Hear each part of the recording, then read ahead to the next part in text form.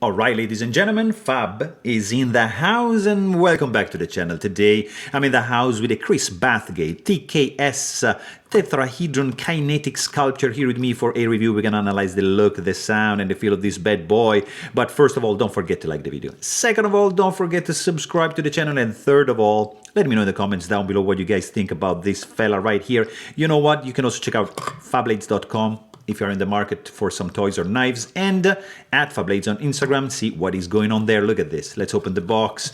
In the box, we got this thing. The box is not like that nice, I have to admit. I was a little bit underwhelmed like in seeing this, but it's all right. We're not here for the box. We are here for this toy, which is just like stunning one. It's just incredibly made, thought, design. Is just like an incredible piece. Of course, this is not a cheap piece. It's machined by hand by Chris Bathgate, and it takes a lot of time and precision and like a lot of genius to make these things. In fact, that's gonna reflect in the price. To acquire this guy, you're gonna need $1,200 plus custom fees and everything. So definitely not a cheap one. Limited edition. You cannot. He's doing the batches once and then it's done. So I believe this is the third iteration of these kinetic sculptures. This one comes with like 4 modules. Is a tetrahedron configuration, and as you can see, it has like 4 parts that are like spinning, okay, independently, and they are detachable. So they run on ball bearings, caged, and they just get attached from these magnets that are attaching on the back and also go on one way only.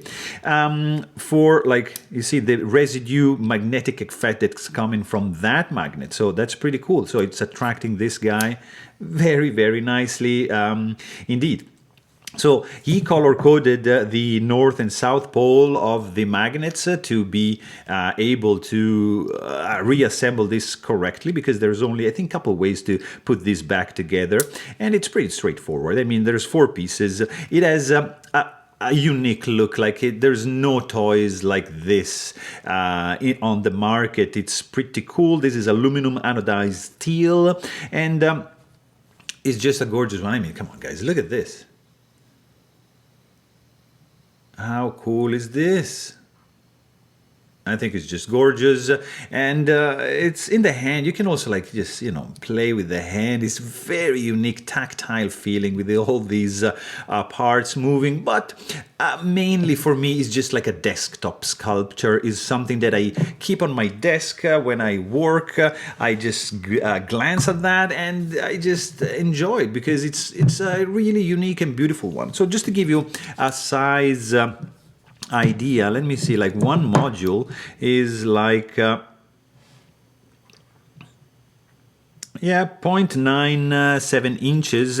The overall deal, let's say height from these, is going to be 1.9 inches. And to give you a little bit more perspective with the size, let me show you, for example, Muji capsule spinner, KTS Helios ratchet, Lauti mini dealer, this is ACEDC clicker gamer, another Lauti, that's the haptic coin made with ACEDC. What else can I show you? I don't know, like just this guy right over here. That is the Maki capsule, and that's it.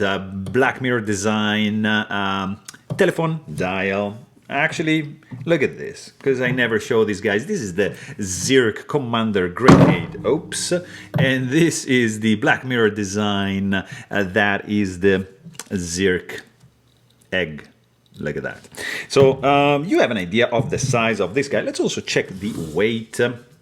on this one because, you know, there's quite some weight. I mean, 4 bearings, there's a lot of parts involved over here. 4.79 ounces it's gonna demand this guy when in the pocket, but it's, I mean, it's a pretty cool one. You're not gonna put this in the pocket. This is like a desk, more like a desktop. I mean, you can do that in the pocket, but this for me is just like desktop art. It's something that I keep right next to that, right next to this. These are like my grails. So it has a nice place on my desk. I play with it because it's so quiet. This guy is like pretty much inaudible. You can't hear anything. And it's very nicely done. The feel in the hand, it's very pleasant. It's not sharp. I mean, all these corners have been rounded off. So it is a pleasant sensation in the hand for sure. Too bad it's really, really expensive and almost impossible to acquire. You have to be really lucky to be able to snag one of these. But beside that, it's a pretty cool and geniusly designed toy. So there you have it. Hope you guys enjoyed this video. And thanks for watching. Stay tuned.